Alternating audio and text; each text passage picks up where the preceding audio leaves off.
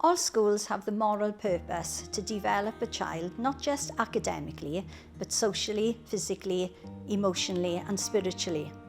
So I'm delighted that the new curriculum for Wales has named health and well-being as an area of learning that has equal status to maths and language.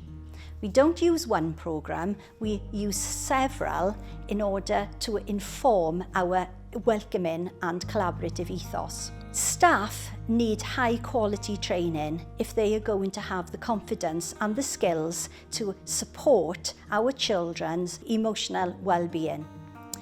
We have used a range of high quality training. We are very proud to say that Penllergaer is an emotion coaching school.